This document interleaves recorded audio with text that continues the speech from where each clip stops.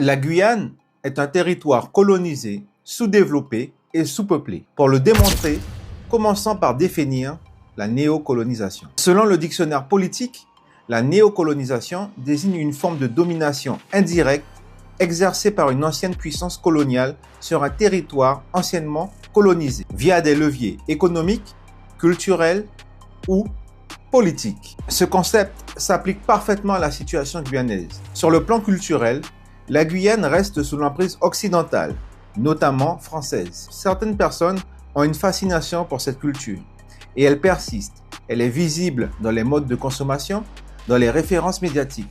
Souvent, le français que j'utilise est la langue officielle.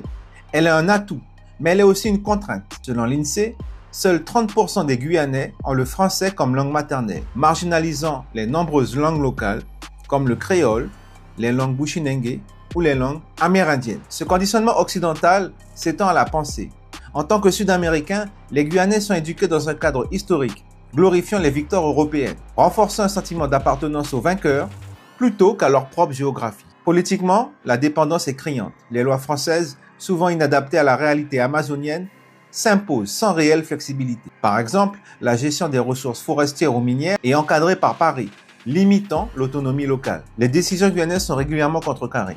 En 2017, le mouvement social réclamant plus de moyens a été suivi d'un rappel à l'ordre rapide de l'État. Les institutions, dirigées par des cadres rarement issus du territoire, manquent de guyanisation, réduisant le soft power local. Économiquement, la Guyane est un cas d'école de la néocolonisation. Elle importe 90% de ses biens de la France, selon les douanes françaises, et dépend des subventions hexagonales et européennes. Les échanges avec ses voisins sud-américains comme le Brésil ou le Suriname sont très limités, avec un taux de fonctionnaires de 34% en Guyane, contre 20% en moyenne en France hexagonale selon l'INSEE. L'économie repose sur l'État, plutôt que sur une production locale. Les PME guyanaises peinent face à la concurrence des lobbies, notamment antillais. Les chiffres parlent d'eux-mêmes. En 2024, 44% des Guyanais vivent sous le seuil de pauvreté, contre 14% dans l'Hexagone. Dans les années 1980, ce taux était de 35%, montrant une aggravation, comparé aux 35% en Guadeloupe ou aux 30% en Martinique. Le sous-développement guyanais est patent. Cette précarité alimente la délinquance,